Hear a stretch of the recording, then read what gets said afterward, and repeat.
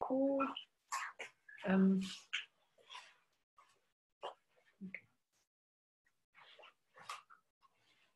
that's perfect. So tonight, my topic for tonight is a very interesting one, Guru Yoga, which is a transforming practice for all. Now, a lot of you have been asking me, can you please have practices? And the Guru Yoga practice can actually incorporate everything. And so tonight I'm going to give it to you so that it's very, very simple for people to do. But I want to give you some really good explanations as to why we should do it. But before we do, I was thinking to myself, what is our insurance policy when we examine ourselves during this COVID-19 pandemic? What's our insurance policy? When we look deeply, nothing, absolutely nothing is no thing, is predictable, certain, stable in our lives. Jobs, education, children. Every day I hear of what people are doing to survive and what some people are doing to create and change themselves. Even the power of leaders is threatened by falling economies, death, illness, loneliness, isolation. And an article in the Sunday Times, I don't know how many of you saw that article, said that man has actually made nature. Just hang on, let me just mute you so we don't have to hear all your individual noises. Sorry. Okay. In the paper, it said that man has made nature completely uninhabitable and caused such pain for animals, deforestation, pollution, and all the other things that we've done to the ecology of the earth. So how can we rectify this? The karma that we are looking at in this coronavirus is the return of the karma to the planet. Very important to return it to the planet. And there is a lot of talk. If you listen to people talking and TV and so on, it says people are going back in a lot of ways. Technology has made us able to communicate, but what are the implications of this? Have we actually forgotten how to touch people's hearts, how to communicate with people? Have we forgotten the very simple things in life? And many people are going back for lots and lots of things. Okay, so now is the time that we need to go back to our true natures. When we read the descriptions of our Tibetan masters in the early days, okay, they're incredible. They had these extended families. They had these huge extended families. And so they had 2 or 3 mothers all the time. And they had kids were really taken care of. I remember Lamieshi telling me that, you know, if you didn't like your mother for some reason, you went to your aunt, and and everybody was in nature, and everybody was doing things together. And there was also natural chanting, devotion, compassion, natural in the environment, which is really very important. Now, what has happened to us? What has happened? It's so interesting when you look back to that whole inner journey, because what has happened?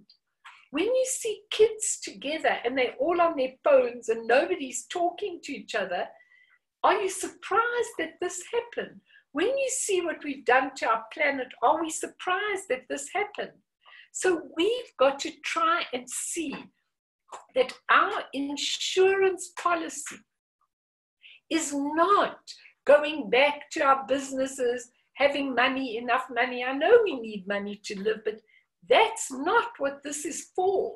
we have got to get to a state that is not affected by causes and conditions. If you think of your lives, every day you get thrown off guard. Every day there are causes and conditions that do unbelievable things to you. Now, in the natural state of your real true nature of mind, there are no causes and conditions. It's all no interdependence. So that is a state that remains no matter what is happening in the external world. And we've got to ask ourselves the question, every day of our lives, these masters ask us to ask, how would we fare in death? If death happened to us tomorrow, how would we fare? Would we know what to do? I get so upset when people say to me, oh, when I die, I'll know what to do. Where did people get this idea from? I mean, if you go and write a matric exam, you study for it. You can't think to yourself, I can't prepare for death because it's something that's not going to happen to me. It is going to happen to you. And when you get there, it's really, really, really very important to know that you have prepared yourself. And I kind of feel that's why I've done this guru yoga practice tonight, because it's a transforming practice for all of us. And I want you to understand that before we actually do any practice, I want you to understand, what are we trying to do? What is it that we're trying to accomplish in our lives? And especially now, when we can't do what we used to do, are we going back? Are we going within? It's really very important. So I want to start by asking you a question. What is an enlightened being like? I mean, how many of you have actually met enlightened beings? A lot of you have when you've met the masters, because they're pretty enlightened, but how many of you have never met an enlightened master? Because when you do, there's the most unbelievable connection. There's the most unbelievable feeling. You know, Eugene, when you put the Karmapa picture when we were singing the song, asking him to take care of us, I feel like he's right here. And it takes me back to when I was in India and standing before him. And you know, I don't have a problem talking, but when I was standing right next to him, I could hardly speak because his presence was so, I was so in awe of the enormousness of his presence and his knowing and his ability to tune right into wherever I was. And I spent a lot of time the Dalai Lama as well, for sure, Henry. And I spent a lot of time staying in a retreat room with the Karmapa opposite. And I used to feel his energy very, very often during the day. I did a lot of crying, I did a lot of soul searching, but I always felt his energy. So I wanted to start with just looking at what an enlightened master is, because that's what we're doing in the guru yoga practice. So I want to give you a beautiful master called Dilgo Khyentse Rinpoche. That was his next incarnation, but his previous one was called Khyentse Wangpo. And I just want to describe to you what it was like, because when we use the word guru in Western terminology, people go, I don't want a guru. These gurus are this, they're that, they're the other. That's not what it's about. The guru is someone who's gone ahead of you on the pathway.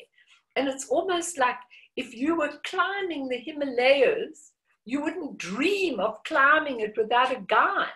You need somebody who can actually give you a rope, somebody who knows what the hazards are, somebody who knows how you should climb. And so when you are following a spiritual journey, you should always have at least one enlightened being that you can follow, that enlightened being can transfer into you their own wisdom so that your wisdom can be a light. As one master put it, it's as though if you put a magnifying glass in the grass on the sun, the grass would catch a light. So what they're doing with their wonderful and amazing enlightenment is they are actually making the wisdom inside you catch a light. And we need that, not because we aren't already enlightened, but because we need the help of some being that can actually pour something into our vase and be able to give us. So this was the third Dodrupchen, who was also a most amazing master, wrote about Khyentse Wangpo, and he said like this: wherever he lived, a very strong, sweet scent always filled the surroundings, which was believed to be the sign of his strict monastic discipline. Even a movement of his fingers was inspiring and meaningful, and people became powerless not to appreciate every gesture he made. Wherever he lived, you would always feel a pleasant heat, as though from a fire in the cold. Numerous people saw him in different forms of Buddhas or different masters, never appearing in the same form. Whatever the season, people in his presence always had the feeling of being in the joy and prosperity of summer. He was exceptionally caring of poor people and spoke to them very gently. Arrogant and cruel people who were known as brave men would run from him without looking back, like escapees, or would submit as if their heads were falling off. Before him, every great master or powerful person became insignificant and humble. He was humble, honest. That's him in the next incarnation, the most beautiful, beautiful being. Humble, honest, and kind. He was skilled in both dharmic and secular ethical values. Before him, no one dared to express flattering or deceptive words. He taught all kinds of assemblies with great confidence, like a lion among other animals. In the midst of hosts of disciples, he was simple and harmonious with all, and he spoke at the right moment and for the right length of time, not like me. His reasoning mind was swift like a river coursing down a steep mountain. His voice would fill with the atmosphere as if it were the waves of the ocean. Sometimes he taught without caring to eat his meal. Because of the rush of disciples and loads of teachings, visitors sometimes had to wait weeks or months to see him, but everyone felt joy in waiting for him. He really, the next incarnation, and the Guru Yoga that I'm going to give you tonight is actually his Guru Yoga. It's by Dilgo Khyentse Rinpoche, and it's really a very, very, very special book called Guru Yoga, Dilgo Khyentse Rinpoche, and it's really very, very special to use. So just to give you another little example, once it seems there was a time when an exceptional master could give one teaching to an exceptional student, and the student could attain liberation. Dajjom Rinpoche, who was also the most incredible master, used to tell the story of a powerful bandit in India who, after countless successful raids, realized the terrible suffering he had been causing. He yearned for some way of atoning what he had done, and he visited this famous master. He asked him, "I am a sinner. I am in torment. What's the way out? What can I do?" The master looked at the bandit up and down and then asked him, "What are you good at?" "Nothing," replied the bandit. "Nothing?" barked the master. "You must be good at something." The bandit was silent for a while and eventually admitted, "Actually, there's one thing I have a talent for, and that's stealing." The master chuckled. "Good. That's exactly the skill you'll need now. Go to a quiet place and rob all your perceptions and steal all the stars and planets in the sky and dissolve them into the belly of emptiness, the all-encompassing space of the nature of mind. And he sent him away. Within 21 days, the bandit had realized his nature of mind and eventually came to be regarded as one of the great saints of India. Now, these are true stories that these masters tell, and they're amazing because they can only do it because of the input that comes into them from the enlightened being. So an enlightened being can give us many, many different things. And I always remember one of my favorite stories was that I was walking with Lama Yeshe Rinpoche at Samiling one year. And once I was on his one side and he had another disciple, Joy, on the other side. And Joy suddenly said, oh my goodness, I have to go. So she went off, she left the walk, and I went on walking with him. We finished the walk and she came running back. She wanted to see if he was there. I said, what's wrong? You look white. She said, I saw him at the top where I went. She said, so I just came to see if he was walking here or if he'd suddenly walked up to the top. I said, no, he's been here all the time. She said, but Melanie, I saw him there. I said, so he can emanate wherever he wants to go. Don't be surprised about it. You can put yourself wherever you need to go. So it's very extraordinary what many of us actually experience in the presence of these masters. But when we look at the way that everything manifests and disappears in samsara, our illusionary world, and nirvana, the way we function, the way we express ourselves, the way we appear in the world, and it's all in terms of what we call the three kayas, the three bodies, okay? That's what it's all about, and the five wisdoms, but we're not talking about them tonight. Either in an enlightened way, we express our body, speech, and mind, or an unenlightened, deluded way. So if we look at these three, what we have in our body is an ordinary body, ordinary speech, and an ordinary mind that can't extend itself anywhere. Body in this instance means the whole material dimension of the individual. So your body is not only your physical body, it's everything tangible in the material world, okay? Your speech, which is very interesting, includes the vital energy of the body, which is called prana or lung in Tibetan, the circulation which is linked to your breathing. So your speech is not only the words, but all the energy that you have flowing through your body, the lung, the prana, and its circulation, and that's dependent on your breathing.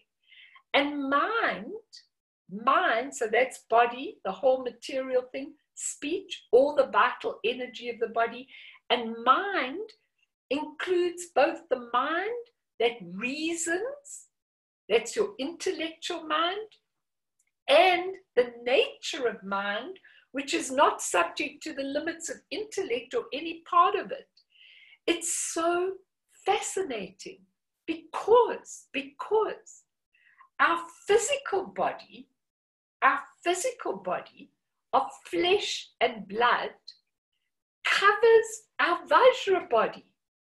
So we really have a Vajra body, but because of how we moved away, we've now got a physical body of flesh and blood, coarse, subject to aging, subject to decay. And if we had a Vajra body, it would be called, as Tulku Urgyen Rinpoche says, an unchanging body. Now, isn't that fascinating? Imagine an unchanging body. First of all the Botox people, all the facelifts, all of those would definitely go bankrupt. You know, there's no doubt about it. Because what happens to a lot of these masters is before they die, when they've really reached an enlightened stage, their gray hair changes to a dark color. Their skin absolutely goes smooth. It goes completely youthful because the unchanging body is fascinating. It's completely youthful.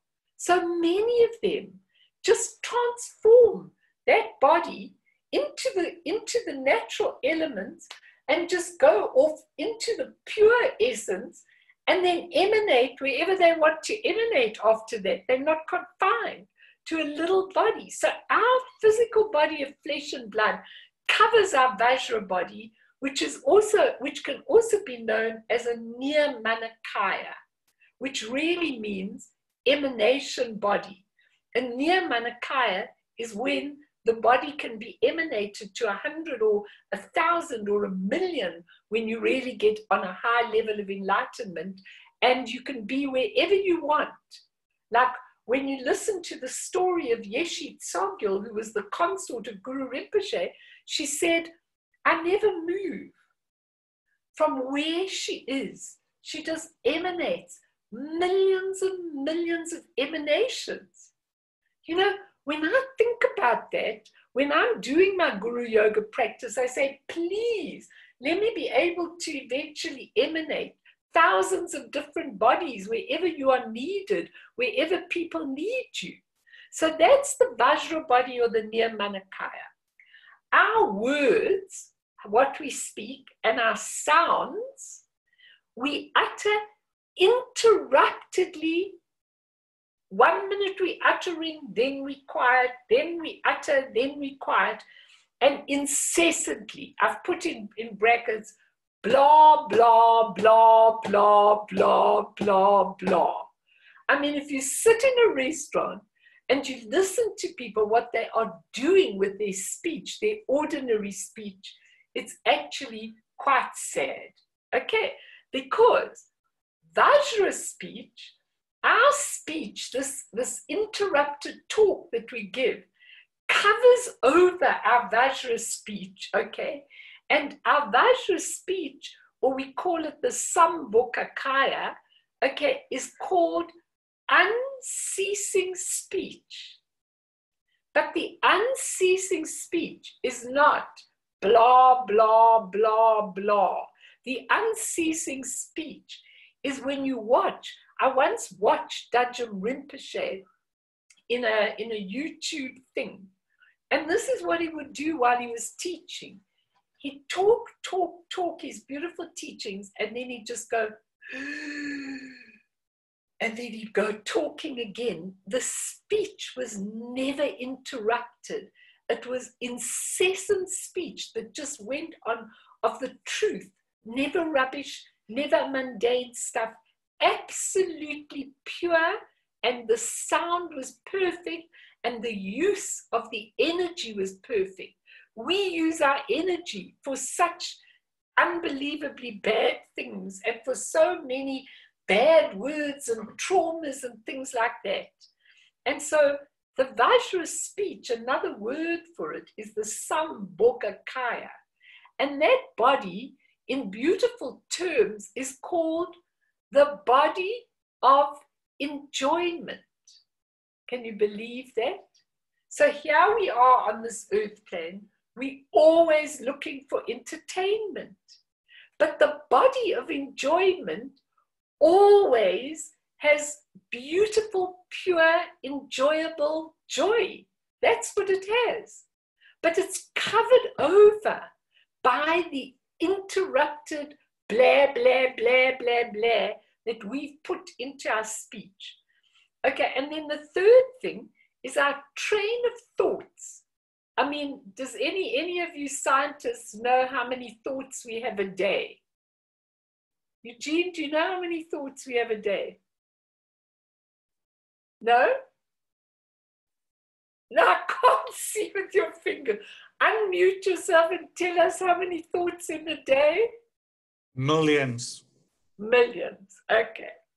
But our train of thoughts, endlessly, life after life after life, probably the millions we have, and of those billions, there are probably only a few poignant ones, cover over our Vajra mind.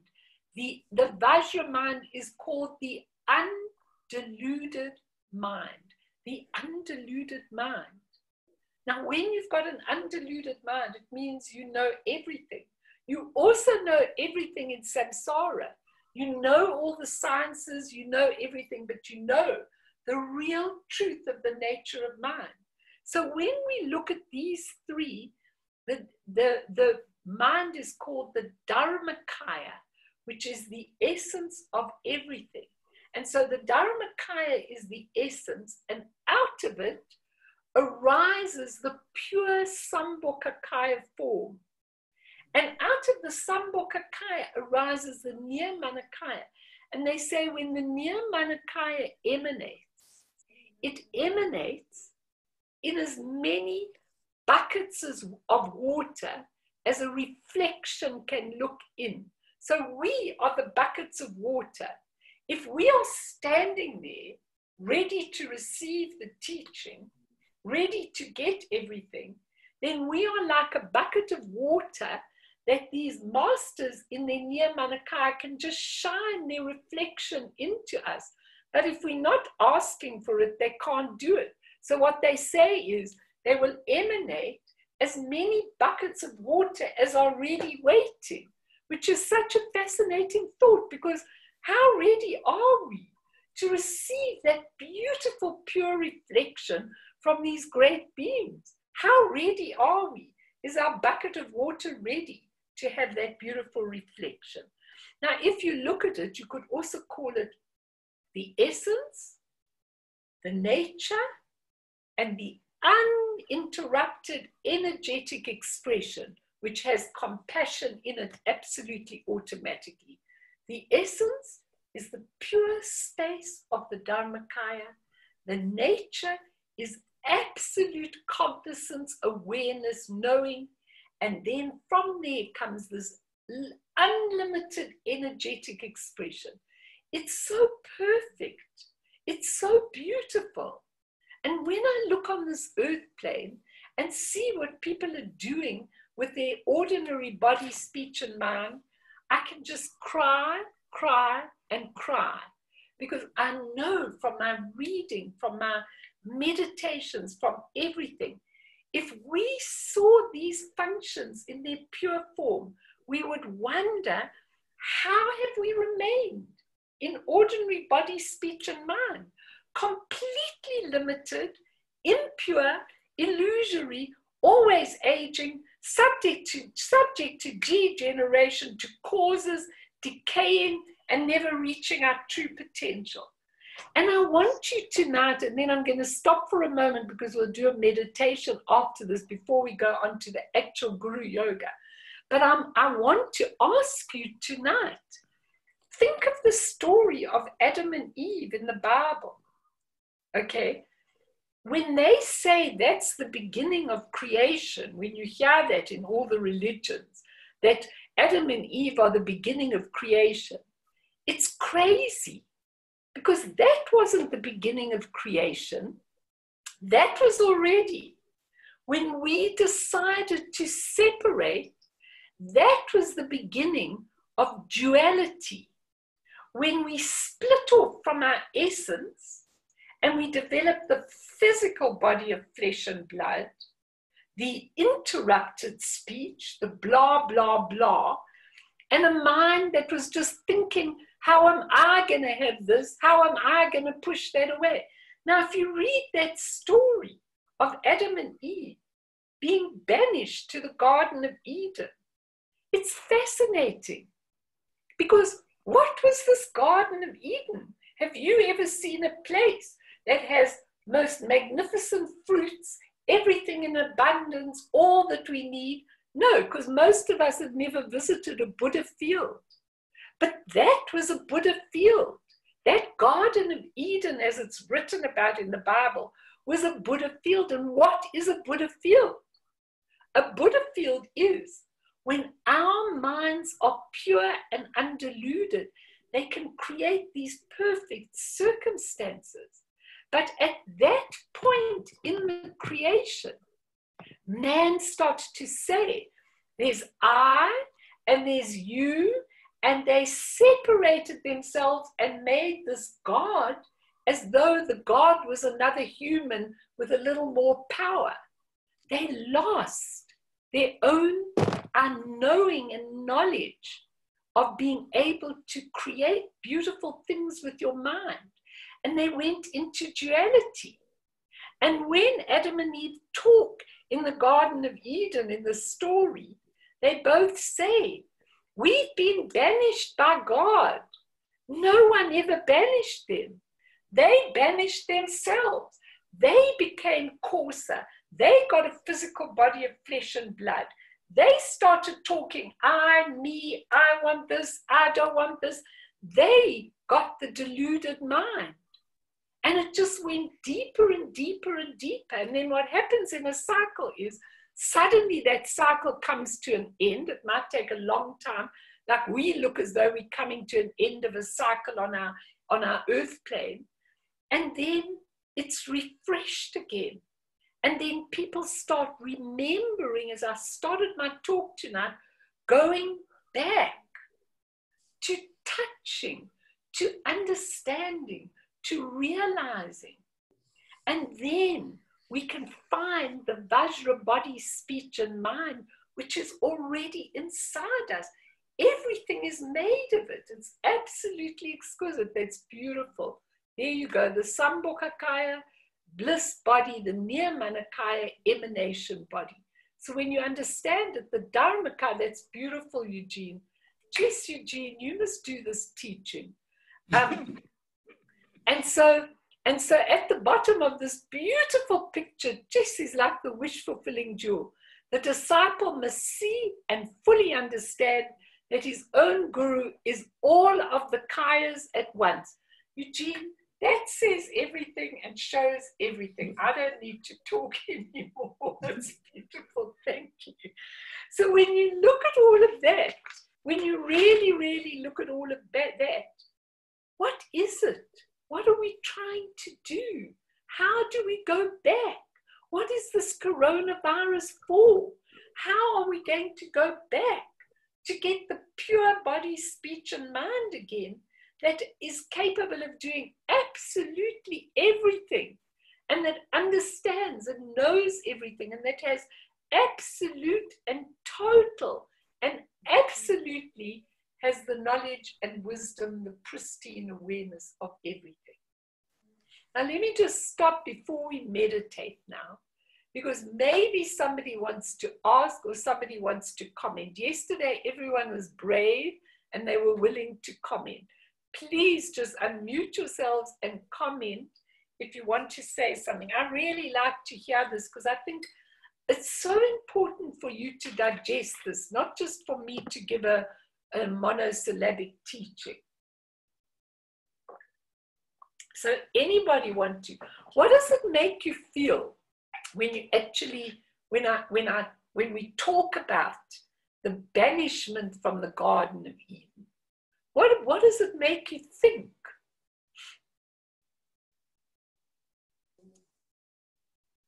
Come on, you don't have to be shy. We all always talk such a lot.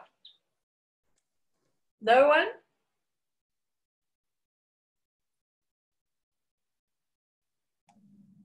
Okay. Go on, Ruth. Well, just body, speech, and mind is a very, very good reminder that we need to be aware of it in our daily lives and not to waste our body, speech, and mind. Completely. And so in times like this, it's so important to remember. It's so important because the Guru Yoga practice is the practice that helps you connect with the body, speech, and mind of the Guru. And the Guru can be Guru Rinpoche, which we'll show you a picture just now, not yet. But you have got to actually draw it down in empowerments in this beautiful practice.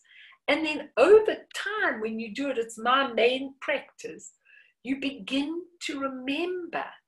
And as soon as I'm wasting my breath talking blah, blah, blah, or something like that, I really, really, really cut it short and remember. This time of the coronavirus is to remember. Adriana, it was so nice to see you come back.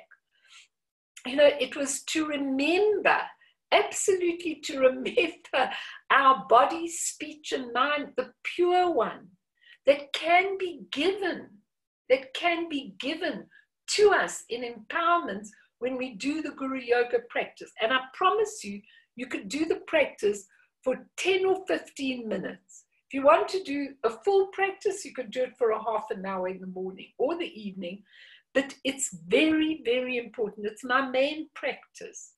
And I feel the difference as I do it. I feel that it's so important because we waste our lives. We're wasting. Now while we're here, now while we're in this pandemic, is the time to practice, to open up, to remember who we really are. Do you agree with me? Mel, yes. So 99% of the time I agree with you, but there is that 1% that I think maybe we're sugarcoating this whole virus thing. Do you not feel that at all? In what way? You mean we're not seeing the seriousness of it? I think we're making it all nice and there's a reason and looking for things and sugarcoating it, you know? Is that sugarcoating, do you think? I think it's actually the most awful thing. I think that the actual suffering in it is the most awful thing. When I'm fascinated with the stories of people, like where people have to die alone. That for me is something that sinks into my heart. There's nothing lovely about it, okay? It's really the most awful thing. I mean, when you ask people what it is, they tell you they can't breathe, okay? So they can't take in the energy. They can't take in the oxygen. For so long, we have polluted our minds and polluted this earth plane with carbon dioxide and all our other blah, blah, blah. And so I think this is Mother Earth really hitting back and saying, listen, when I give you earthquakes and when I give you things like that, it's to one little area of the world. So a few wealthy people might send some money there for the earthquake, but then you quickly go back to your life and forget about it. So now it's really, really the whole planet that is affected by this. And when you look, it's not at all sugarcoating. It's like for me to say, what is this karma? What is it that we're looking at? It's a planetary karma. It's not an individual karma. It's not a country karma. Every single country is being affected. And all the polluted ideas and the egocentric leaders are just being knocked off their pedestals with economies falling and everything. And for me, this is so fascinating. So the sugarcoating, it's not sugarcoating. It's looking deeply at the real meaning of what we are supposed to be doing at this very time. And so for me, it's much longer practice than I normally have time to do. It's longer looking at yourself. And the Guru Yoga is when you are able to take those elements of the beautiful Vajra body, speech, and mind into you in a practice and watch how the changes start, how your awareness starts developing is absolutely amazing. So I hear what you're saying, but no, I'm not sugarcoating. I'm looking at what this is about and how can we change ourselves and how can we make this such an experience that is so profound for us instead of looking like, when am I going to go back? When am I going to do this? When are we going back to what we have to look at and say, what is happening? How can I change my body, speech, and mind? So that's what I really think. No sugarcoating, Mas. Does that explain what? No sugarcoating at all. But I think it is an amazing thing, because I think that we really, really have to remember. And I think a lot of people are remembering. Like when you listen to people, they say they haven't been able to go for walks with their family for years and years because everybody's so busy with their lives. People are connecting with each other for the first time. And that's so important, you know, in this time and age. Anyone else want to say anything? Anyone? Okay, well then let's carry on now with the practice. I just wanted to give you one other little story. I want that. This. Where's that other little one? Sorry, everybody. I'm just looking for it. No. I don't know where it is. Okay. Okay, so I want to just tell you one of Tulku Urgent's stories that he gave of his father and how the wisdom mind got transferred. It's a short one. He said, one day, my father had a vision of his guru riding a lion in the sky, which was not uncommon in those days. Within this vision, his teacher then imparted the oral instructions on meditation practice, including the pointing out instruction to the awakened state of non-dual awareness. From this vision, it seems my father had received the blessing we call, and this is the important thing, the transference of realization. The transference of realization. That's his son, and his son did a lot of transference of realization. People say he totally changed from then on. Hardly anyone was as mild-mannered as he. As he put it, I was no longer a rigorous, relentless practitioner. It was like a clod of dirt had turned to dust. I felt totally free. My father told me this personally, adding, from that day on, my mind was like a sun shining from a cloudless sky. And this is true. Many people told me that from then on, my father was extremely gentle and treated everyone with respect and pure appreciation, no matter who they were. It would also appear that he had attained stability in non-dual awareness. For this reason, my father considered Chok his ultimate root guru, saying, this master was the kindest to me. Shortly after having this vision, news arrived of Chön Chok's passing. So he had actually passed over, and just as he passed over, he transferred his realization of his mind into Tulku Urgent's father, and his father changed completely. Now that can happen to any of us with devotion and dedication. And the one last little story I want to say, then we'll do the meditation. An Indian sage was traveling by train to India. A very bad-tempered passenger did all he could to insult him, but the sage didn't respond. When the passenger got tired of insulting him, the sage quietly asked him, if someone offers you a gift but you refuse it, who gets the gift? The passenger replied gruffly, the person who gave it. The sage then said, well, I don't accept anything you said. It's all a choice of mind. So he stayed with all of that. So let's just do a little meditation, a short one, just to settle our minds and to do our beautiful bringing yourself back to the breath. Yesterday I was teaching them just to do it with space rather than the breath, and I think a lot of you are ready to do it with space. So you just get your meditation posture And you can use the breath if you want to, but if not, you could just look into space, let everything come up, all your thoughts, all your feelings, but just see that nothing gets sought after. You actually allow everything to come up, and you allow everything to just dissolve into its essence. You don't go after anything.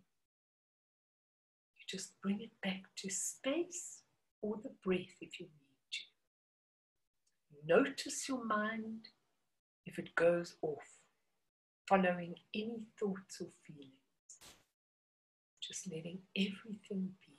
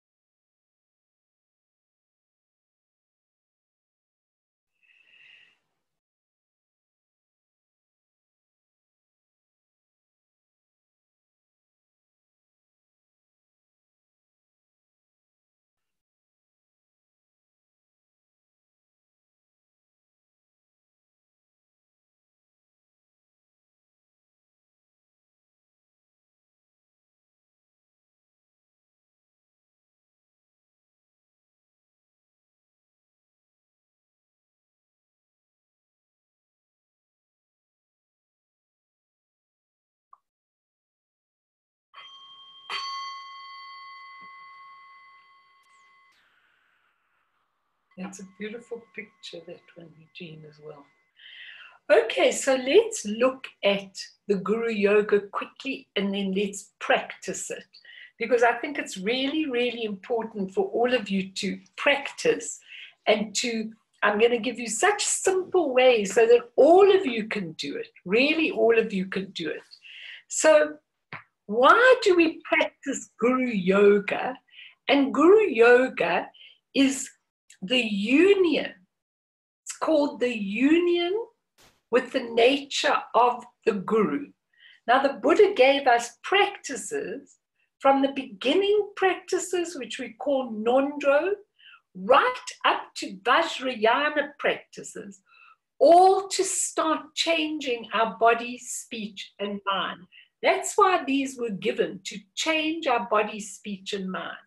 And when we look at that, we see that when we do the practice like we all did Chenrezi before we started, what you're doing is you're learning the 3 techniques: creation, how to create yourself in a pure form, because you're trying to change your deluded mind into a pure form. So you're doing a creation of yourself in that beautiful image of compassion. Then the recitation of the mantra Om Mani Padme Hum is where you are developing using that energy and that speech in a pure way. And then the practice ends when you dissolve it into emptiness. So when you dissolve it into emptiness, you're going back to the essence.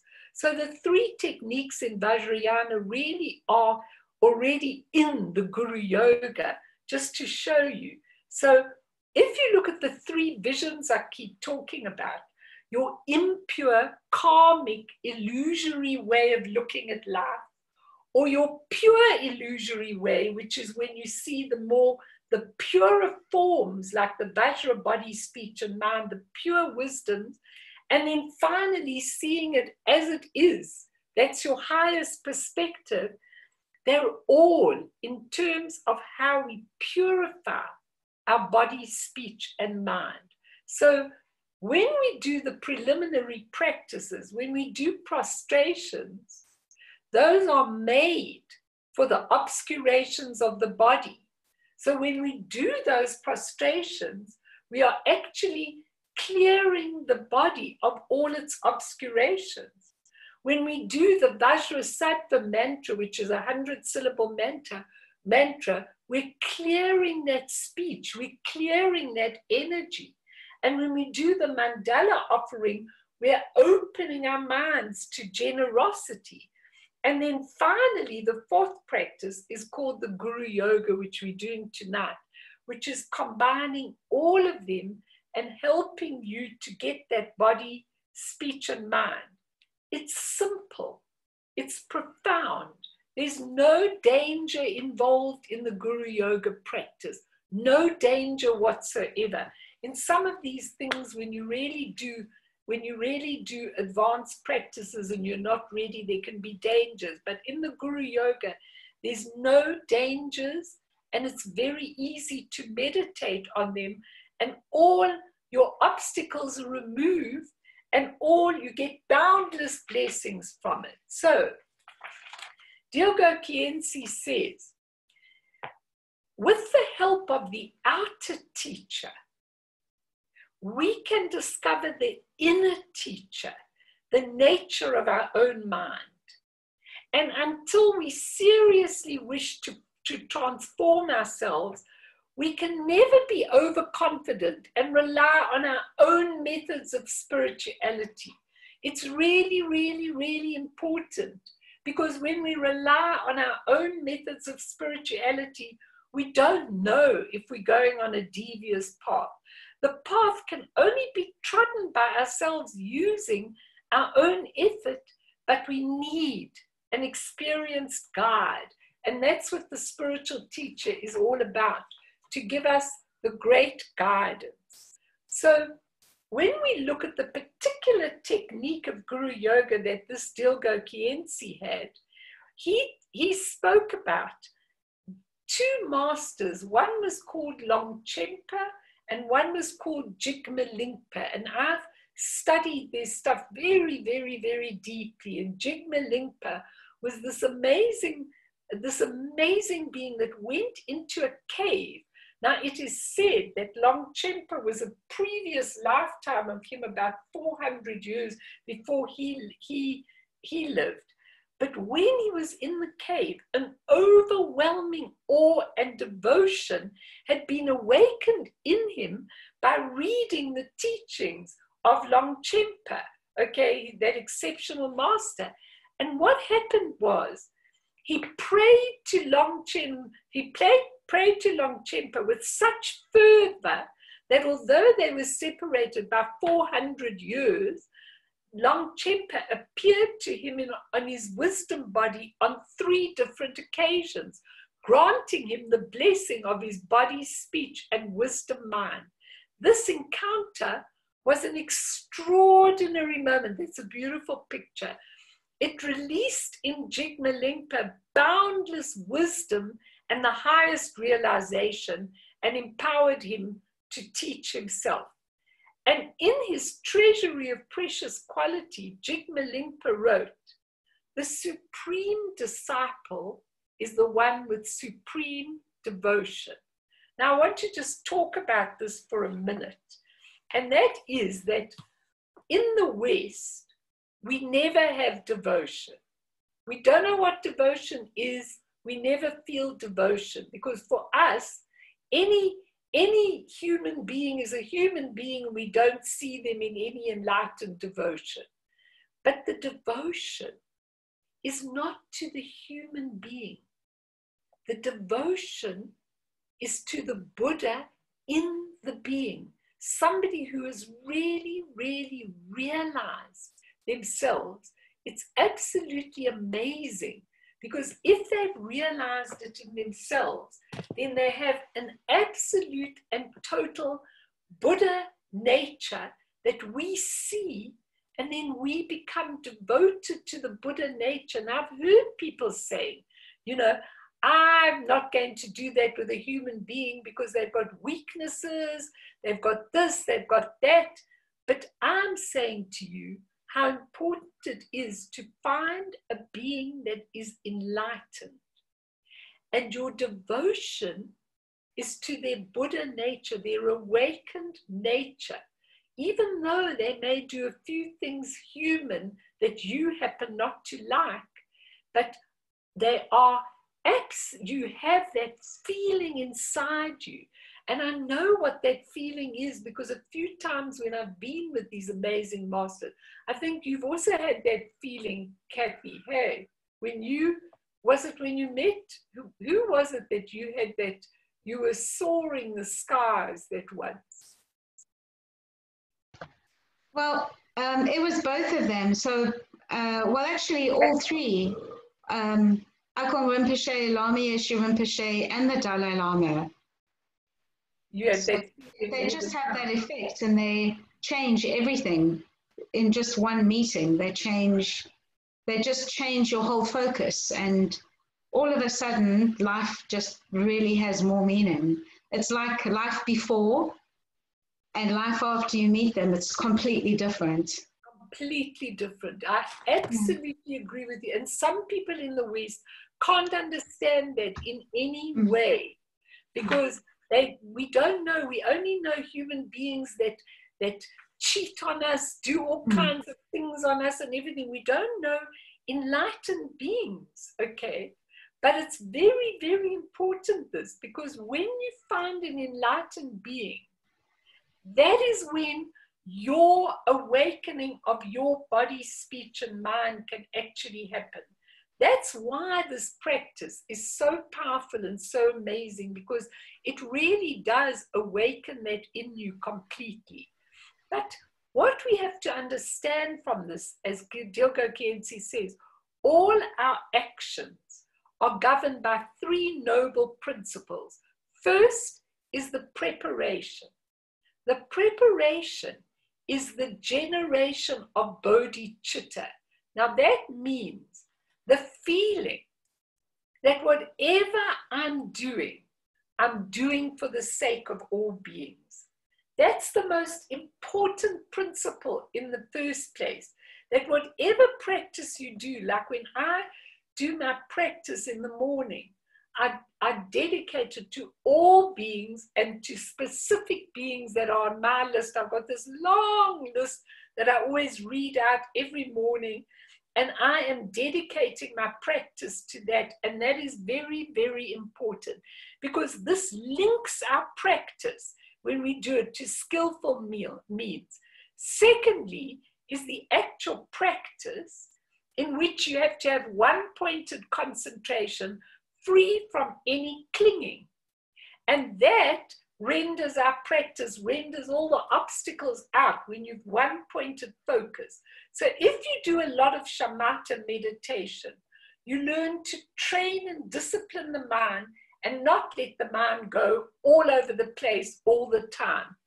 And thirdly, that's the main practice. The third principle that he talks about is that when you finish the practice, you dedicate it again to all beings, which is very, very important. So those three things go without anything that we have to do. But it literally means, Guru Yoga means union with the nature of the Guru. And the Guru Yoga is the essence of the 84,000 sections of Lord Buddha's teaching. And it's really, really, really important.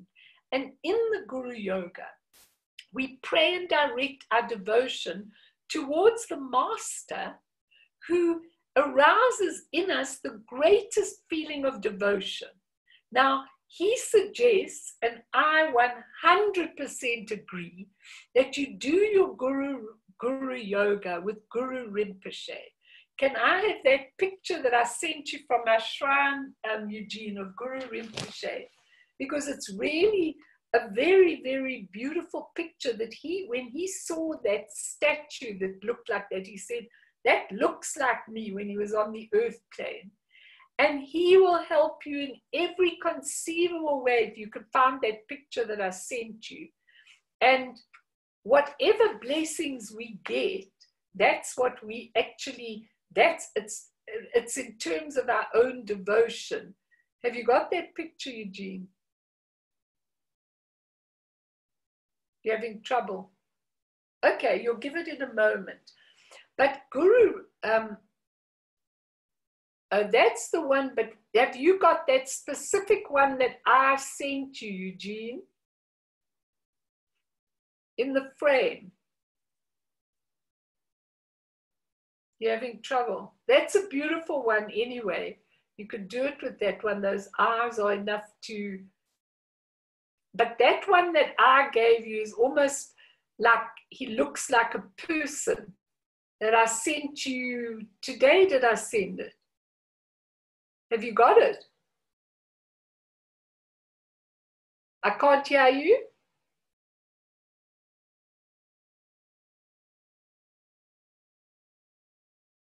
Okay, it doesn't matter.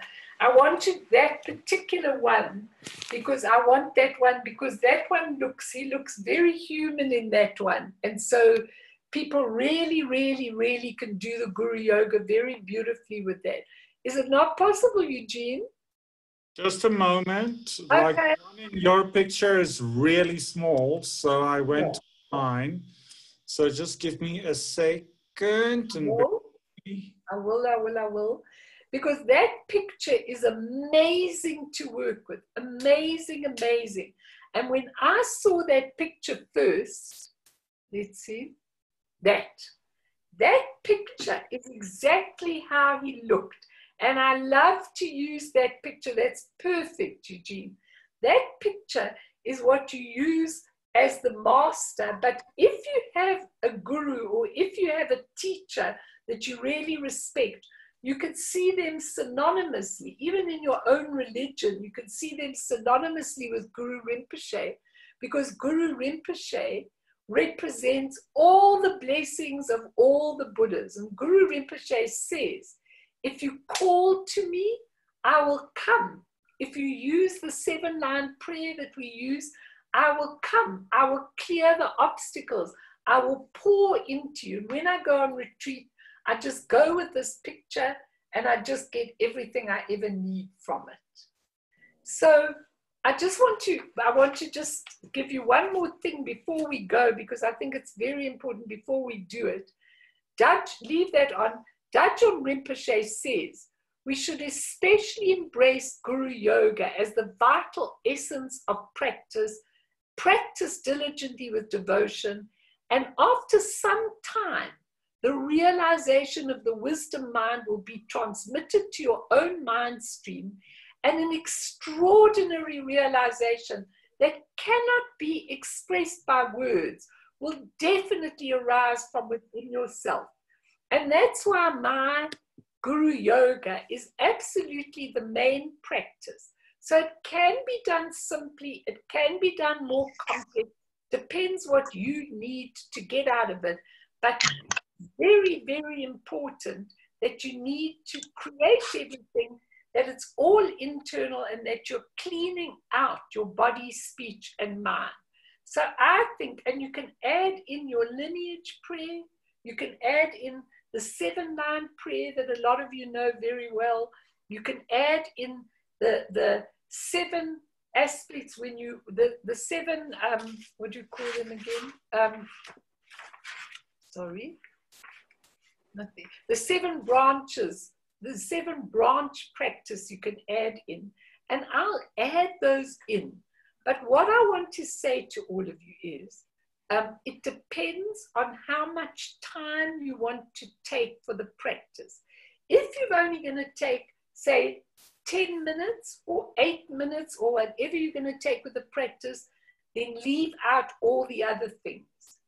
If some of you who do your practice are going to take at least a half an hour, then I really suggest that you add to it all those things. You know, the 7-branch prayer, the 7-line prayer, the mantra to Guru Yoga, to Guru Rinpoche, Om Ahum Benza Guru Pema Siddhi Hum.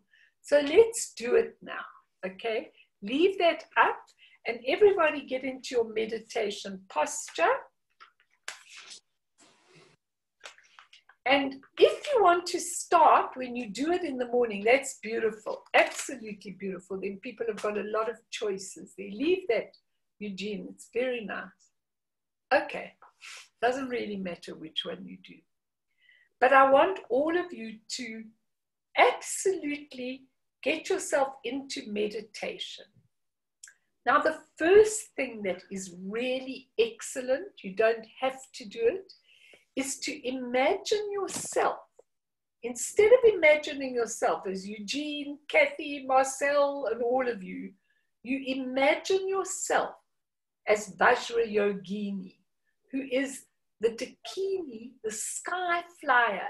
So if you can put that red Dakini up, Eugene, if that's possible. Sorry, I'm being very difficult tonight. But I want you to just have a look at her, because Vajra Yogini is you. So you imagine yourself being this free being who can fly, who's all in red, who's sitting there under Guru Rinpoche. You see the Guru Rinpoche above you. You are Vajra Yogini and you are sitting there doing the practice. Now, the reason why you do the practice as her is because she embraces the whole thunderbolt, everything that there is, she embraces. And so you imagine yourself like her. Anyway, we'll go on and then Eugene will put it up just now if he can. And you breathe in and you breathe out. Now you are in the most beautiful, beautiful, pure land, okay? And the pure land is, you're in Guru Rinpoche's, oh, there's Vajra Yogini, and that's who you imagine yourself as. She's pure. She's got all the skulls under her feet. She can fly anywhere. She's free. She's dynamic. And that's who you are when you do the practice. So you visualize this beautiful paradise of Guru Rinpoche called the glorious copper-colored mountain, where everything, as you're sitting in the practice, everything reflects total perfection. That's beautiful. Thank you, Jean. The ground is composed of gold. The trees are wish-fulfilling trees, just like I told you about the Garden of Eden. The rain is the rainfall of nectar. That's where you would be if you were in your divine state. The wish-fulfilling trees, the beings are really divine beings. The calls of the beautiful birds in their magnificent color are the sounds of Dharma, the sounds of nature, wind, water, and fire reverberate as the Vajra mantra. And all thoughts are expressions of wisdom and bliss. So the purity is everywhere. And you are Vajra Yogini in this beautiful, pure place. If you haven't got time, you don't have to do this, but it helps tremendously when you do the actual practice. And then if you want to, those of you who know the 7-branch prayer, you could do the 7-branch prayer, which is, I take refuge, I make the offerings of everything from my heart. I ask for forgiveness for all the things that I've done in the past that haven't been really nice. I rejoice in the good of others. I ask the Buddhas to turn the wheel of Dharma for us and remain here to teach us. And I dedicate all the merit to all beings. And now you are ready for the practice. And I find that when I do my practice, you can do this, you don't have to do this. Those of you who know the 7-line prayer and who know Guru Rinpoche's mantra can do it here. Only if you want to. If you haven't got time, don't do it. But those of you who are serious, you start with Hung Jin Yujin Nutam Sam Pema Gesa Dubola Yam Sin Chogi no Drupne Pema Jungne Shesudra Kodu Kandro Manpoko Chechi Jesu Dadrupji Chinji Lapjir Sesu So Guru Pema Siddhi Hung. You can recite that a few times, and then you can recite just imagining all this pure land. You can recite Guru Rinpoche's mantra only if you want to. Om Ma Hung Benza Guru Pema Siddhi Hung. It's got wonderful meaning. I won't go into it now. Om Ma Hung Benza Guru Pema Siddhi Hung. Om Ma Hung Benza Guru Pema Siddhi Hung. So now we've set it all up in a beautiful way. You can do 108 of those if you want to. And now you go on to receiving the 4 empowerments. So I want you to visualize, very simple, the vase empowerment from Guru Rinpoche's head into your head to the letter Om, pure white. So imagine this white light coming from Guru Rinpoche's head into your head. And when this light comes, imagine it cleaning everything in your body, cleansing your body, clearing the channels in your body, and making you a really receptive vessel to be able to do your creation. So for your mind and your body to be pure so that you can perform the creation. And so from that first vase empowerment from the Guru's head into your head, you now have the possibility of obtaining the Vajra body or the Nirmanakaya. And that's the first empowerment. White from the Guru's head into your head, cleansing your body, cleansing the channels, cleansing everything, making you a totally receptive vessel for Kierim, the creation process, and giving you the potential to get the Vajra body or the Nirmanakaya. Now the second empowerment. From the Guru's throat, red. So go back to the Guru, Eugene. From the Guru's throat, into your throat. So you visualize this red light coming into your throat to the letter Ah. From the Guru's throat into your throat, cleansing your speech completely, cleansing your speech, cleansing all the energy. Ah, the red, color red, the second one.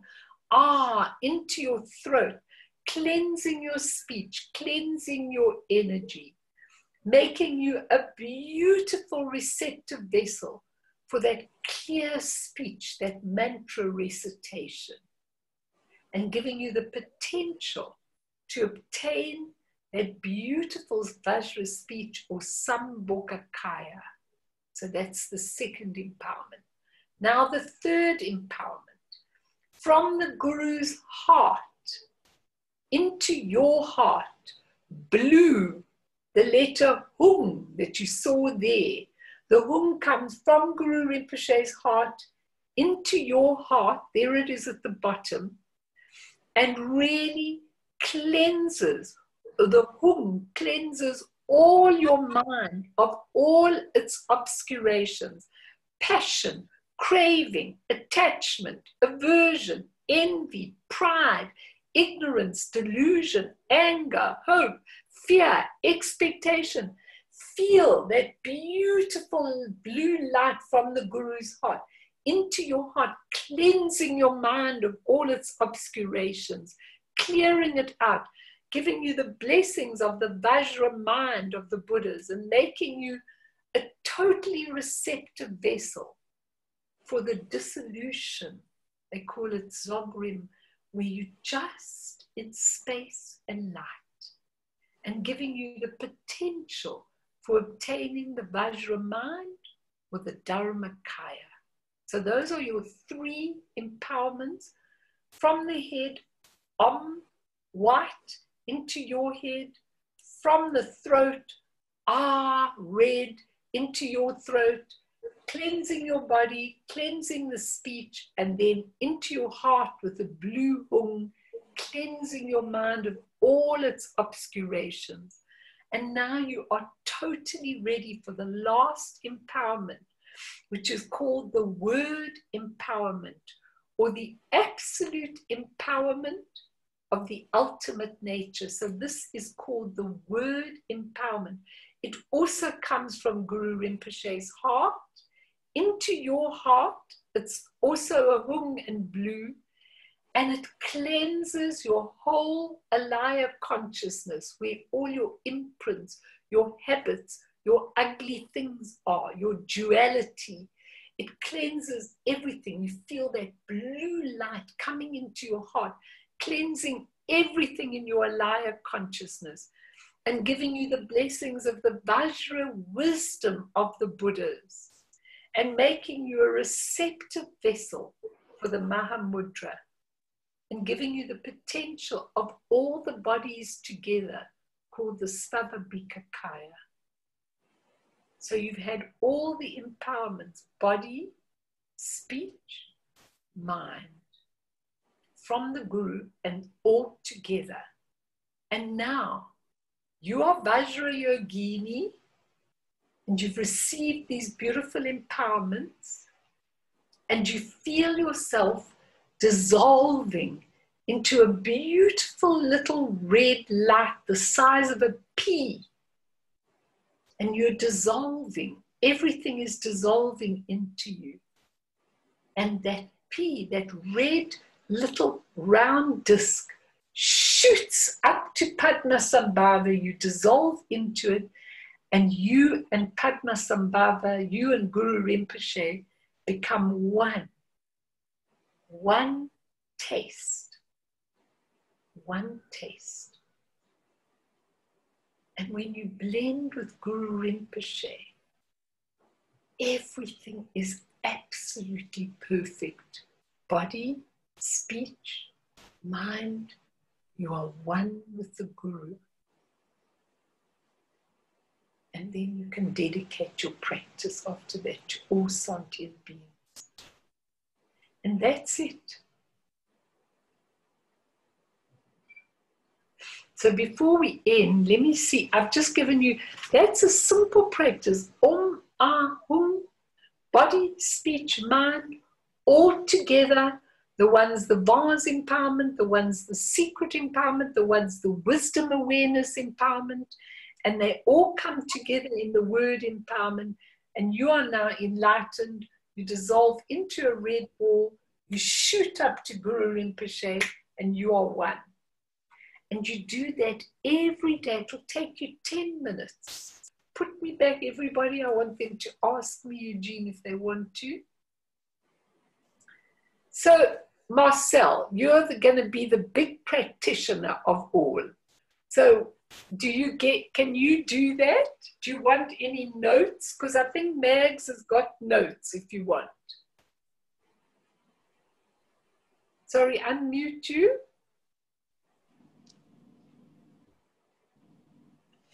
I do want the notes. I'll speak to Megs tomorrow. Thanks, Mel. Okay. You can write to her and ask her, because she has them from before. If she's lost them, then I'll ask Bern if she's got them for you. But if you want the notes, that's fine. But it's very simple, very easy. You can get this book, the Guru Yoga by Dilgo Khyentse Rinpoche, okay, which is a very, very beautiful book. Also got an English practice at the end. You can do the practice in English. It's really okay. But when you do it on a regular basis, you feel that shift all the time. And if you have a special teacher, you can see your teacher synonymously with Guru Rinpoche. But Guru Rinpoche is the embodiment of all the blessings of all the Buddhas. And so there's another book, The White Lotus, which is also very, very good. It's a little book that you can also get if you want, which is really very helpful. And it's also got a Guru Yoga practice at the end of it, which is really nice in English. Any other questions people want to know? Anything? Are some of you doing it, Eugene? Have you been doing the practice? Not so much now and then. Like I'm more on Medicine Buddha. Okay, but you can do Medicine Buddha, but the Guru Yoga can be done as part of your practice very easily, very quickly, very succinctly. It's really that what we're doing is we're trying to transform that ordinary body, speech, and mind into. No, I do sometimes, like, because you said like it's the copper-colored mountain is like sometimes arm's length above you. So sometimes if I feel stressed or just need some power not to smack somebody, I say, hey. No, but the thing that I want to say is what's interesting is that don't do the Guru Yoga on an occasional basis, because it really starts working into your being so much. So I really think like it's important to do it on a regular basis. It's my main practice. I do it much more detailed than this. And anybody who wants more details, I can give them. But if you just do the specific, clear-cut practice of body, speech, and mind, you'll start seeing a shift in everything that you've got.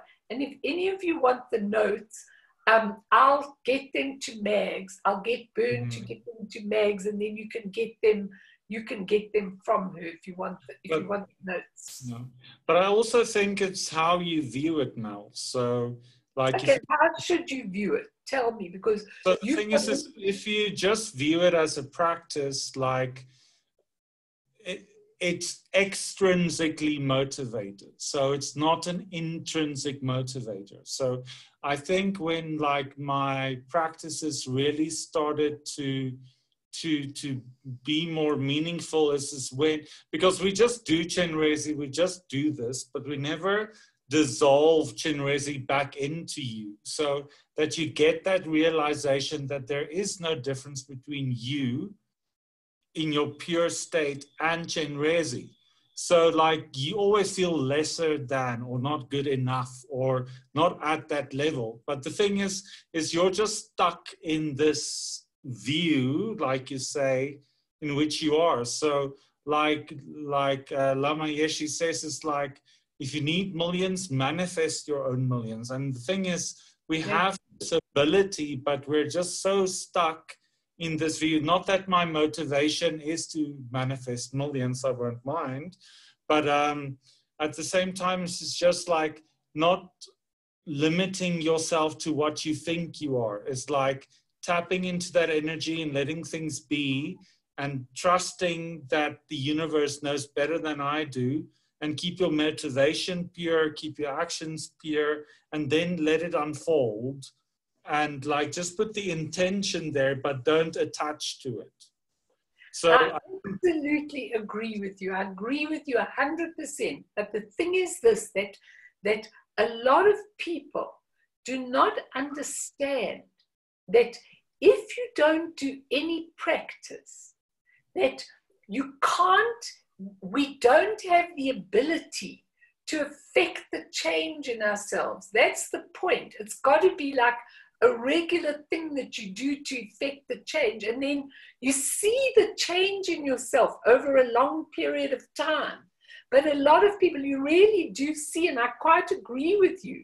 And I think that what happens is, I know that when I'm on retreat and I'm absolutely stuck and I can't get to the teacher and I can't get anywhere, it just manifests itself, which is always so amazing to me, because you start to see that your mind can manifest what it needs.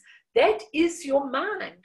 And always my favorite story, I've told it before, but my very favorite story is always when I was late one day going to lunch at Sherabling in India, and on my way, I bumped into this girl, but I wasn't supposed to be there. And she said to me, "Excuse me, do you talk English? Please, can you show me the way, what I should do?" She says, "I've got the whole afternoon here and I don't know what to do." So I said, "Okay, I'll tell you, I'll arrange something for you." So I said, "Do this, do this, do this, do this, do this." And I gave her a whole tour of what she should do while she was waiting there for the afternoon. And she said to me, "Fantastic that I met somebody who could talk English on my way." And I said to her, "You know, you weren't supposed to meet me because I was supposed to be gone. I had to go back and do something before I actually came in," showing you Sherabling. I said, "But you met me, so that's good. I'm happy, and goodbye." I went running off. And she shouted to me down the driveway she was running, "Excuse me, Melanie, are you for real? How did you get there?" So I turned around and I said, "You manifested me." She said, "What?" I said, "You manifested me. You wanted so much to actually find someone who was English speaking, who could tell you what to do, that you made me late and you manifested me. Now we are capable of manifesting whatever we need, wherever we need it." So this is so important. This is a way of actually doing it. So everybody, I hope that you can get something about it. I'll wait a few minutes afterwards so that people can actually ask me if they want to ask me anything left on the practice. But I want to say to you that we have such ability. We've just got to put it into practice. And we are the same as these enlightened masters. They're just a little further along the road from us. So let's dedicate for all those who are suffering and who are really having a hard time. We'll just do the English and the Tibetan, so we see what a dedication prayer is. Have you got it, Eugene? Yeah, let me just open it quickly. Okay. And we'll do it in English, and that's a dedication practice you can also use at the end of your practice. But always to dedicate for all beings. So let's do it in the English. Through the virtue of this goodness may I obtain omniscience and overcome all adversity, thereupon liberating beings from the ocean of existence, which is rocked by the waves of birth, aging, sickness, and death. Sonam die tamche zipane, topne nepe dranam tamshene, jegana chi bala tropaye, sipe sole doa drowarsho. So I hope you all, I'll stay for a minute. I hope that you all